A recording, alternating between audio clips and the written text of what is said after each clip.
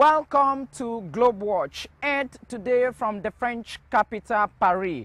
I am at the UNESCO headquarters, which is just beside the 2FL and the French Military Academy, which has trained some of the best of the French military corps, including some African generals and other military personnel. I have come to the headquarters of the United Nations Educational, Scientific and Cultural Organization, UNESCO, to understand what the agency is doing today to tackle one key issue: education and the promotion of peace. The organization recruits roughly 2,000 people coming from about 170 nationalities, and over the decades it has been struggling to build a culture of peace in the minds of men and women across generations. 70 years on, can the current Director General's reform agenda mean anything to the forward movement of UNESCO? My guest today is the Director General of the United Nations Educational, Scientific and Cultural Organization. She comes from Bulgaria.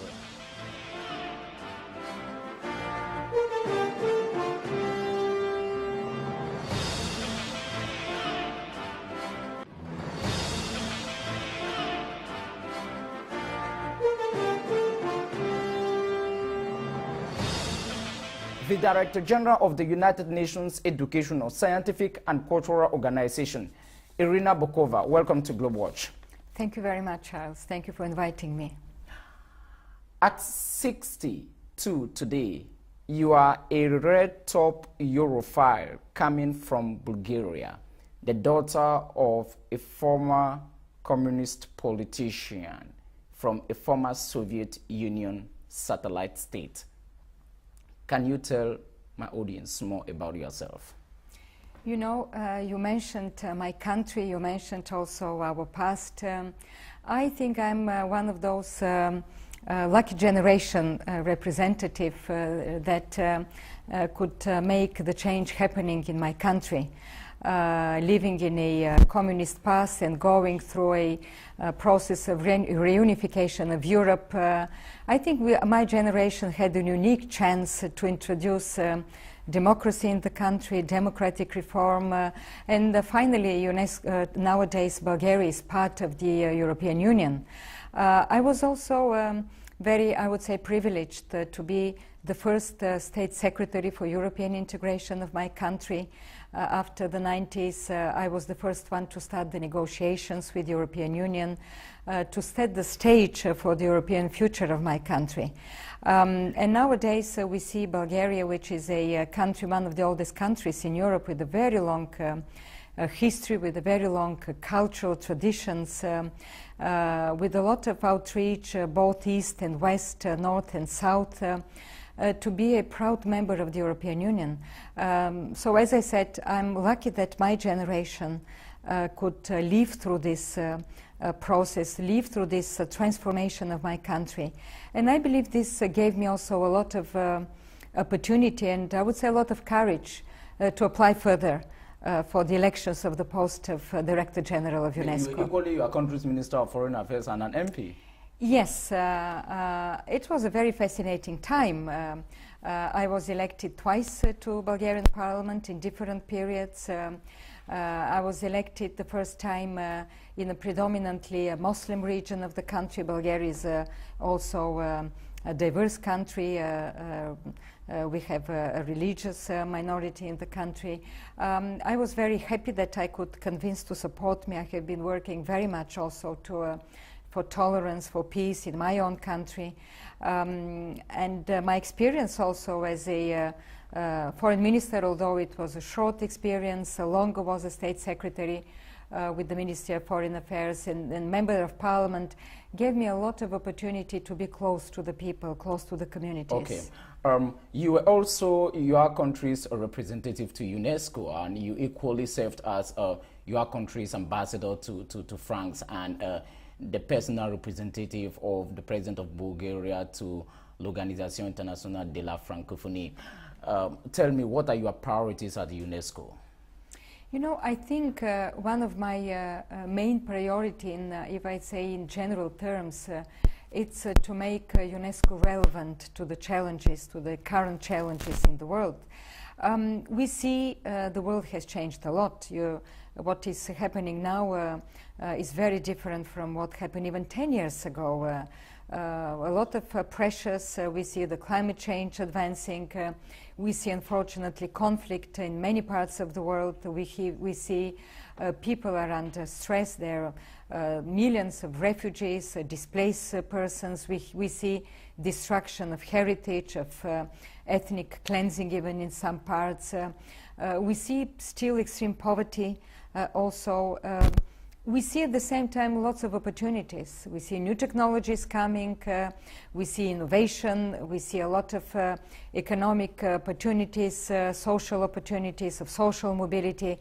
And I believe UNESCO, with our agenda of education, the lead agency in the area of education for all, in the sciences, of how we promote sciences, innovation, new technologies, how we protect identities of people, how we bring more tolerance, a culture of peace in this so diverse world.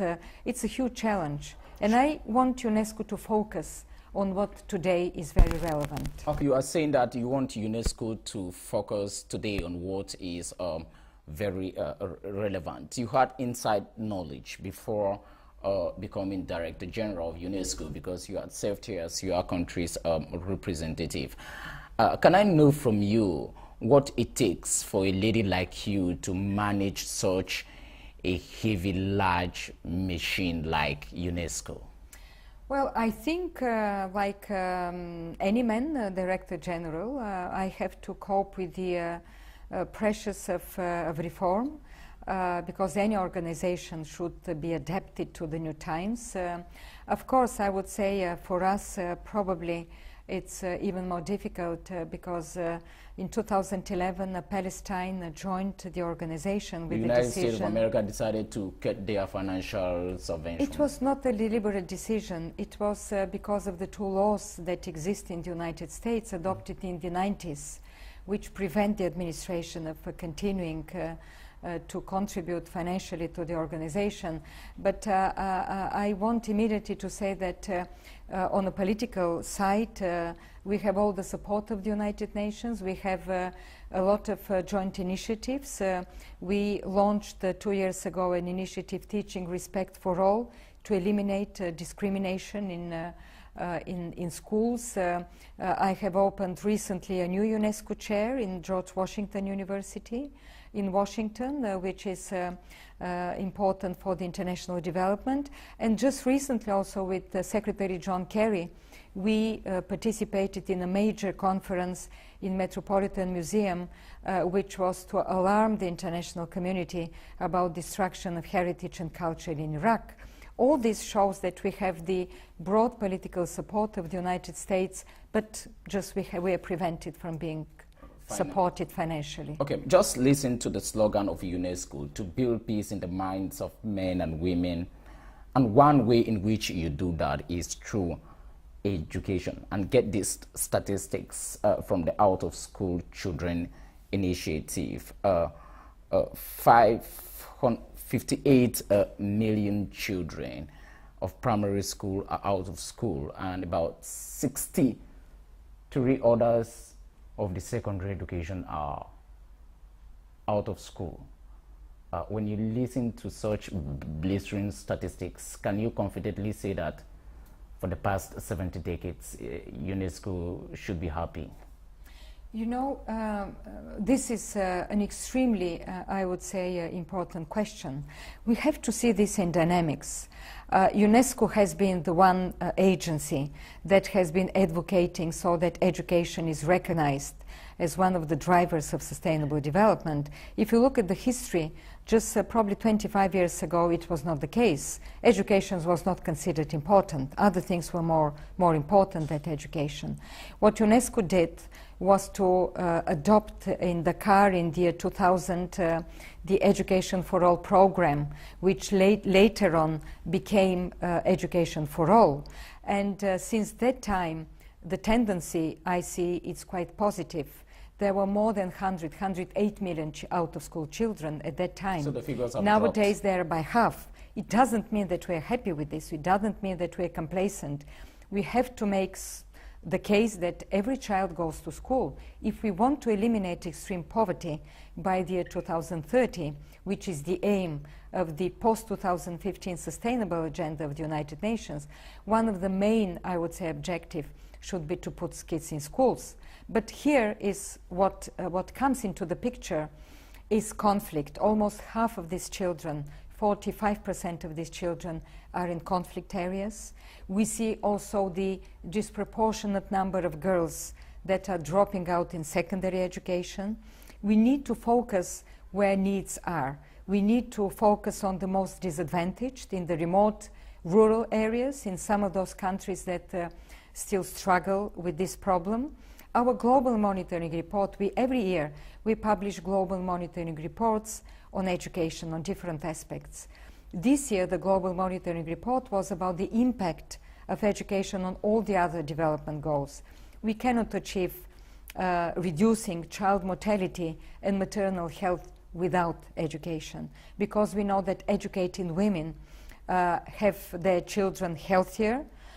If only they pass through primary education, children from such women can have 50% more the chance to survive over the age of 5. Madam Director General, you are talking about the girls in particular there, and I quickly come into focus. It's roughly 6 months now since the Chibok schoolgirls were kidnapped in Nigeria. There are about 239 of them, and we don't know their whereabouts. Is that a source of worry to UNESCO about the future of the girl child? Of course it is a worry. It is not only worry, it is our focus.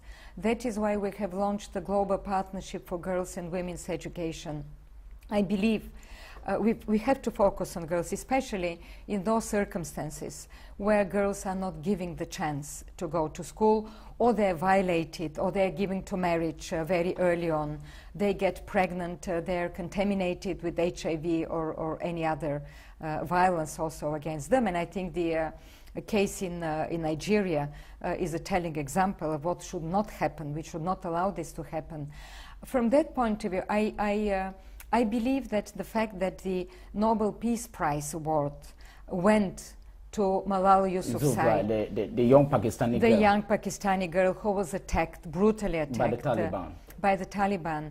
And in fact, we are very proud here at UNESCO that we were the first to recognize her courage already a week after this happened, and we had a major event here with the Prime Minister, with almost all the government of Pakistan, and we established a Malala Fund for girls' education.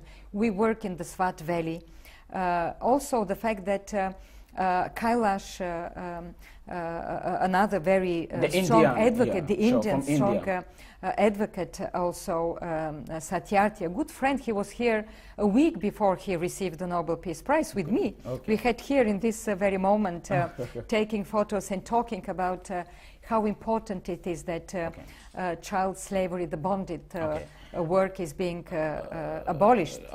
It is of primary importance if we want to achieve sustainable development. Let's move to another area, Irina Bokova. Countries like Iraq, Syria, Palestine are of great importance to the agency you are heading, because they are areas full of history in terms of culture and civilization. Are conflicts there a source of destruction of what UNESCO has been constructing over the years in terms of world cultural heritage? You know, what happens in Syria and Iraq, of course, is a huge human and humanitarian tragedy. How much of the global cultural heritage may have been destroyed through the persistent conflicts? Well, this is precisely what we want to know now. We have had a number of meetings. We work in close network with partners. We work with NGOs, we work with experts, both in Syria. We are establishing an observatory of the Syrian heritage, which will be established in our office in Beirut, because we want to know what is happening there. On one side, we have seen an extremely, I would say, terrifying damage, physical damage of the world heritage in Syria. We have seen photos, we know what is happening there. Some of the heritage sites have been transformed into military camps, and this is not acceptable at all to us. What is worrying us also is the so-called hidden crisis, as we call it.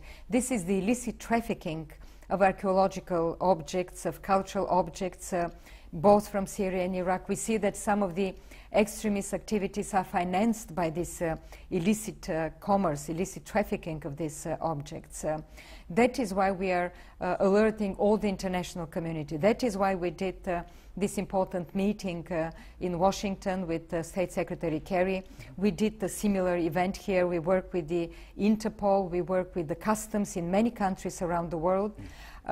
We work with France, we work with the expert community, a big network, in order to stop, to put a halt on this illicit trafficking. I have appealed to the Security Council to adopt a ban on the trade with illicit objects, illicitly exported from Syria and Iraq. Let's move to... But if you allow me, because I think...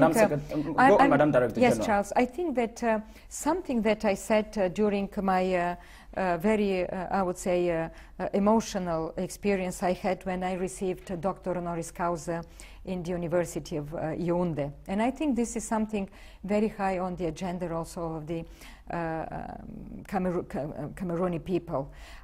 You're a diverse country.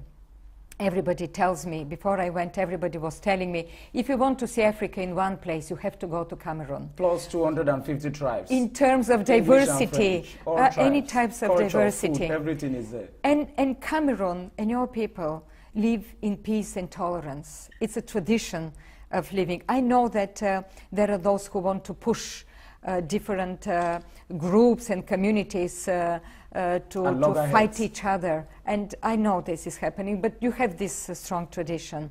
You have shown to the world that you can do it in a peaceful manner.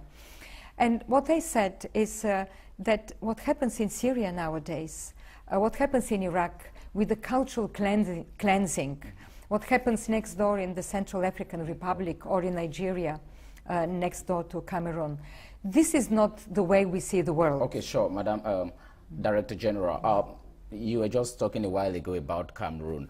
Part of your name is a geographical location in Cameroon, Bokova, the village of Cameroon's longest serving Prime Minister, Peter Mafanyo Musonge. Is that geographical affinity determining in any form the way you handle Cameroon's files at UNESCO? Well, I know that Cameroon and UNESCO have a long history of cooperation, long, with very concrete, I would say, examples, and probably one of the most visible and important is the École Normale Supérieure that I visited when I was there. It's our pride of UNESCO, but you're right. In fact, it was already in 2010. I had here one of our staff from Cameroon was coming, and we were discussing different things, and he showed me a map where I saw the village of Bokova. I didn't know that it was so prominent that there were prime ministers and others there, but I was very proud, and I'm even more proud after I visited Cameroon that my name is associated also with Cameroon. There are so many other cultural heritage sites in Cameroon, about 12 of them, and others have been enlisted and are waiting for approval to become complete. We already have the Jar Reserve and others. Can the UNESCO Director General make any powerful statement for my audience back in Cameroon to know that, okay, this is the breaking news for us in this 2014? What are you going to give Cameroon this year or in the nearest future? Well, I wish I could give I'm sure Mr. Bia will be listening attentively like he did with you at the Unity Palace reception. I know, and I'm very grateful to the President, Bia, a good friend of UNESCO. I know that he has been associated with my predecessor. First Lady is a goodwill ambassador of UNESCO. Yes, Madame Chantal Bia is a great advocate for children, for prevention of HIV/AIDS, for girls. I have a lot of respect for the presidential couple, and they were so generous also with me. We had a lot of exchange, both on what happens in Cameroon, but also for the world. Cameroonians need a promise from the Director General. What I can promise is a stronger engagement. I know that Cameroon is on a good track of... Surely they want more cultural sites to be approved. Oh, I know you have more. I know you have much more. I can promise already that... been enlisted, so can you I know that, announce one big statement? Well, it's the World Heritage Committee that is deciding. I don't have the mandate because member states will accuse me. Okay. But if it was me, of course, who was taking this decision, I know that you have a lot to offer to the world. You have a lot to offer to the world in terms of biodiversity, in terms of cultural sites. You have a lot to offer in terms of tolerance, in terms of this culture of peace. I think and I invited also the Camerooni students which I met, let's talk more about it, let's show an example of this tolerance and this culture of peace. I think Africa needs, and we have launched a big program in Africa for the young people of culture of peace, and I'm sure we are coming to Cameroon next year also to discuss more these issues and to give an example. I think Cameroon in the area of quality of life, in the area of social inclusion also is making a good and a good progress and strives. Economic development should be matched with the social inclusiveness, and this is what I promised the President to work more closely with the government. There are about 1,007 important cultural heritage sites. We can be a geographical location, a town, whatsoever, a building in the world, and Italy has the largest number. You know that the Colosseum in Italy is almost breaking. The Mario Monti prime ministership slashed budget by 2 billion because of austerities in Europe. This is a difficult period for UNESCO, right? The roses are withering. It is a very difficult period for UNESCO because, as you said, many governments, even in the some of the most affluent countries, are struggling with the economic and financial crisis. But I believe we have to be more innovative. I think the more and more private sector is coming also for the protection of heritage sites. Recently, just last week, I had here Madame Zuma, the chairperson of the African Commission, right, because we made with her a very big advocacy for the replenishment of the African Heritage Fund, which is situated in Johannesburg. It's our institute, it's under the auspices of UNESCO. And we did organize such a very strong meeting with presidents in Addis earlier this year. We made here once again such a meeting. We appeal to governments, we appeal to the private sector. In Africa there is a vibrant private sector also that can be much more involved in our activities. We want to see more sites from Africa, from Cameroon, also from other countries, in order to show all the beauty of the diversity, cultural and natural diversity in this world. Okay. On January 16, 2014, Irina Bokova yielded to pressure from the Arab League and cancelled the exhibit entitled The People, the Book, the Land, 3,500 years of ties between the Jewish people and the land of Israel. U.S. State Department said it was outraged at the move. UNESCO decision is wrong and should be reversed. And why did you take that controversial decision? The story is much more complicated. It's around me. It's much more complex than you just read it. Everything is political, is much more complex. Let me first say that we didn't cancel an exhibition. I think it was a misunderstanding from the very beginning that was clarified. We postponed it because the exhibition was not finalized. And we did the exhibition in June. It was finalized and nobody objected to this exhibition. It was an exhibition about the Holy Land. It was also an important to mention. And I think it was within the overall effort of UNESCO to have a very, I would say, diverse presentation of different cultures, of different histories, of different points of view. and we did it, and it was very much appreciated by many countries, not only by the sponsors, which were Canada, Israel, and Montenegro. Later also I invited the United States to join. The United States joined also this exhibition. And I think we had a wonderful here celebration of the Jewish culture, which was also very important. And you know, everything that is linked to UNESCO's mandate, linked to the Middle East, is very sensitive. It's very sensitive, like in other parts of the world. Very many times we have misunderstandings we have to clarify. Sure. We did clarify this, and it went through, finally, and I'm happy with that. Finally, Madam Director General, I started this interview with your thoughts about you. Let me end the interview with your personal views on one important global issue, which of course affects you somehow. You come from Bulgaria, a former ex-Soviet Union republic. You know of what is going in Ukraine today. Former US presidential candidate John McCain has said, quote, "Putin is rebuilding the Russian empire," end of quote. You are coming from Bulgaria. Are you in any form worried of Mr. Putin's agenda for ex-Soviet Union satellite states, including your home country, Bulgaria, and you are a good Europhile? Let me first say that Bulgaria was an independent country. Bulgaria was not member of the Soviet Union, but this is just to put the record straight. I do believe that what happens in Ukraine, like many other countries, of course, is a legacy of the Cold War, and it has, I would say, a very complex history behind it. I can only say that I regret it because I regret that two people, like the Russian and Ukrainian people, are in this conflict. They have a lot of common history, like many other peoples also in this part of the country. I hope that the loss of life in this part of the world was very regrettable, of course, and I have always appealed, and I think this is UNESCO's message always, that military means only and cannot solve problems. I believe in negotiations, I believe in diplomacy, I believe that even the most difficult part, unless you confront indeed unsurmountable obstacles, which I don't see here in this particular case, I hope that the final formula of stability is being found in this part of the world.